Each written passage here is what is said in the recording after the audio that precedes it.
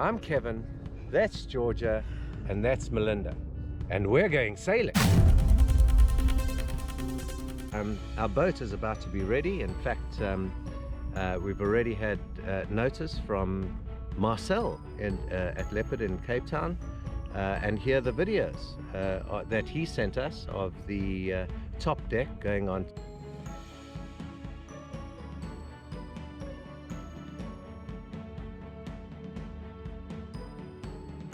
Two and a half years ago, or less than 2.5 years ago, end of 2020, we decided that we would to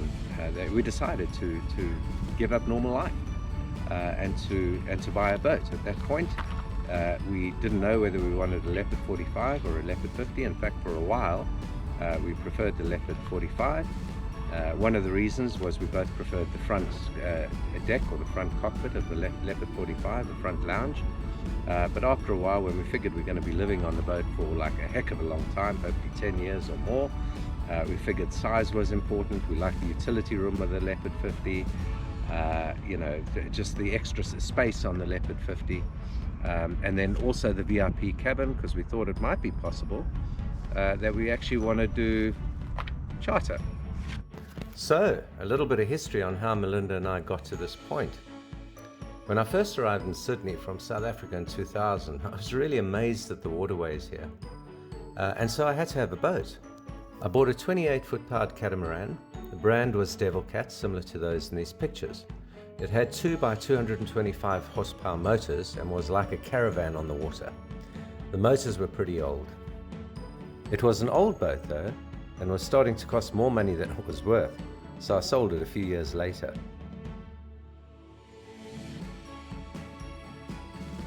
For the 5 or 6 years after that, I was very focused on my business, but to get out on the water, the boys had a little 15-foot runabout, which was okay. In 2011, I bought Dignity, which I had for 9 years and sold in 2020. It was a wonderful aluminium bow rider. The bow was large enough to sleep 2 people, very comfortably. I had made a custom bimini that allowed the bow to be covered to be a very effective cabin. The only thing that we really needed on Dignity was a toilet and a shower. It had everything else, and it was trailerable, which meant that we could take it anywhere. In 2011, I actually towed it on a 5-day journey all the way up to the Whitsundays, with its beautiful 74 islands and many coral reefs. It was absolutely wonderful. It's absolutely heaven up there. Melinda and I had some wonderful days and nights on Dignity, in and around some different locations and waterways near to Sydney, and because it was trailerable, we also went up to Lake Foster, which is about a 2.5 hours drive north of Sydney. At the start of the coronavirus year, 2020, I bought Andrea, a 2017 34-foot Jeanneau Sun Odyssey sailboat. I know that what I'm about to say now will sound weird to most folk, but I've always loved the sea to the extent that when I'm on it, I feel like I'm at home. Sort of, I don't know, like I'm part of it. I understand it in my bones and I'm in awe of it. To help explain, I guess it comes to me in the same way that reversing a trailer on a car comes naturally to some folk, whereas most folk just don't get it. So all of that just to explain that after just 2 hours of learning the ropes, that's not a pun, with the yacht broker, Melinda and I were sailing. We spent a lot of time on Andrea in 2020.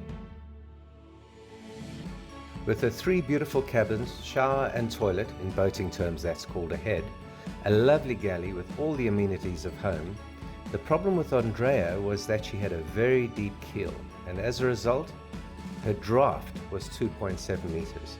That means we had to have 2.7 meters of water under us, otherwise we couldn't go there if it was any shallower. This limited us from going into many beautiful bays and harbors and a whole lot of other beautiful places that I used to go to with Old Faithful Dignity. In fact, there were some places that we couldn't even get fuel from just because of our deep draft. So eventually, comfortable in the knowledge that we'd had a lot of enjoyment from sailing Andrea, and from the novelty of all of the creature comforts on Andrea, certainly when compared with Dignity anyway, we decided to sell her and to look for a small, recent model catamaran that was not bigger than, say, 42 foot.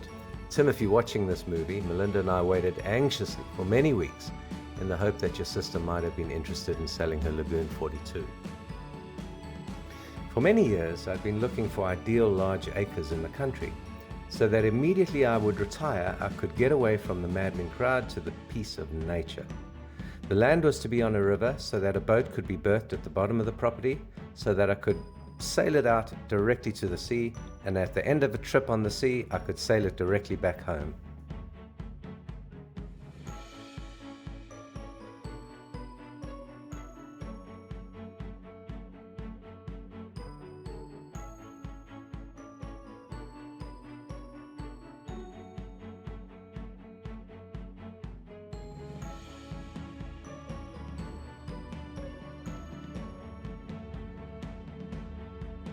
At the end of 2020, just after we'd sold Andrea, Melinda and I saw what looked to be an almost perfect property.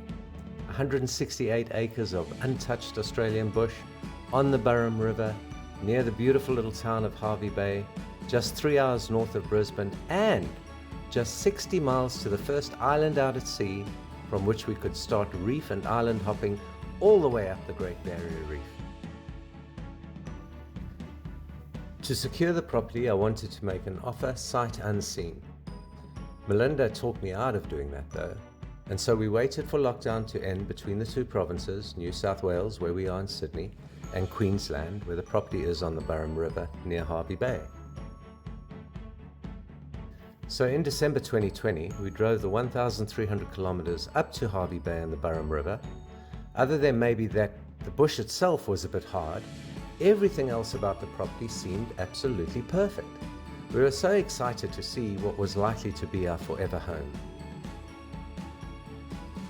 Even though we were all but certain that this land was it, that we'd finally found the perfect piece of land, on the drive to Hervey Bay we made the absolute decision that if in the unlikely event this was not the right property again, we would then have to achieve our aim of living remotely by buying and moving onto a boat, which meant not just a small 42-foot boat, but one that we could live on.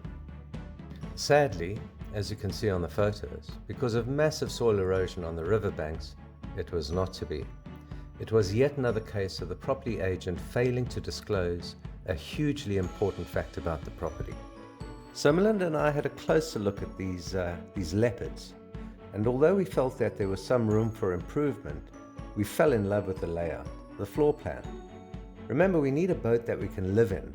Leopards are production cats that are a little heavier, not the fastest, and perhaps they aren't the earliest adopters with regard to new technology.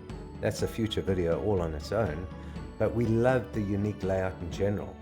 From the forward-facing galley, to the sky lounge, the forward door to the front cockpit, which I've already mentioned, and the sport helm, which allows the helmsman full interaction with everybody on the aft deck and up at the sky lounge, and by bending down ever so slightly with the folk in the saloon or the galley as well.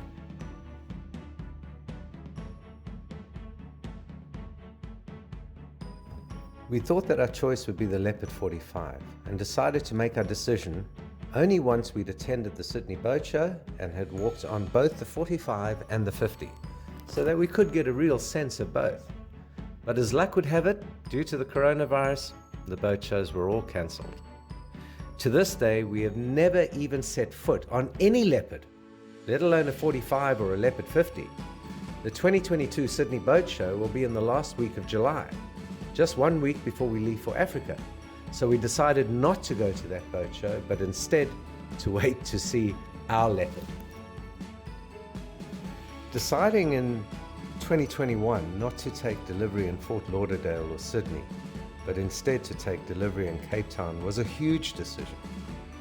There were very personal reasons why I did not want to go to South Africa, plus there was almost absolutely no data or information available on YouTube or online anywhere else as to Cape Town's performance and abilities with regard to aftermarket fit-out work that is always required on newly built boats.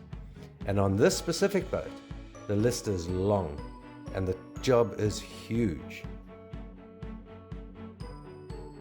So it made no sense to take delivery in Cape Town.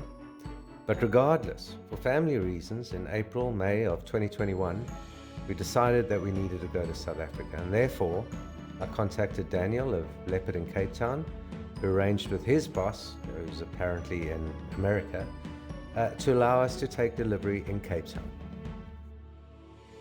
I still had to sell my business and the house, so we calculated that we might be ready for delivery in August 2022, and as such paid the deposit for the boat in July 2021. So now the race was on to sell my company and our home and most of our worldly goods. The business sale process was an absolute nightmare, quite different from when I sold my company back in 2008. I sold this company in two pieces to two different buyers.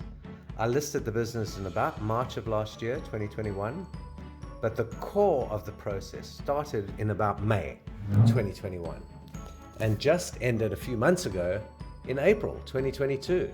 As of today, the house is still not sold, and we are leaving in just 3 weeks' time.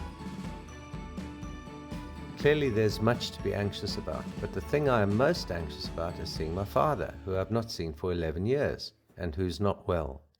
My family in South Africa have no idea about our big lifestyle change and the trip. I purposely kept this a secret to surprise my dad, in the same way as I have many times in the past. My dad has a beautiful heart, and I know that he'll be as happy to see me as I will be to see him.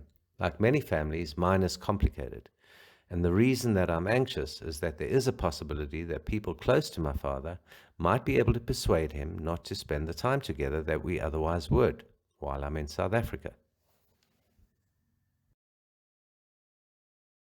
Anyway, clearly, we're absolute beginners at videos and YouTube and all of this, but I have no doubt that we will get better. So please be patient as we learn and grow. The main reason we are doing this YouTube channel is so that family and friends can easily follow our new and very different lifestyle and our adventures through the years as we have them. A second reason is that although there are a lot of sailing channels, some of which, such as Ruby Rose, have done wonderful jobs of reviewing catamarans, none seem to have extensively and properly reviewed suppliers and their performance, and with the equipment from those suppliers. So in other words, I believe that it's not just the equipment that you get, but also the service of the supplier that should be viewed. I've found nowhere where I can go that says, don't get that wonderful equipment from that supplier. You're going to have a bad experience. Anyway, I plan to do that for the community which we now join, the sailing community, including that in conjunction with that community, we will develop the new website, www.sailingutopia.com. It won't be our website. It will belong to the community, giving it the service that it wants. So to everyone, family, friends, other sailors, and anyone planning on setting sail, either full-time like us or part-time, please join Melinda, Georgia, and I in the trials, tribulations, and jubilations that will be our life journey. Welcome along with us.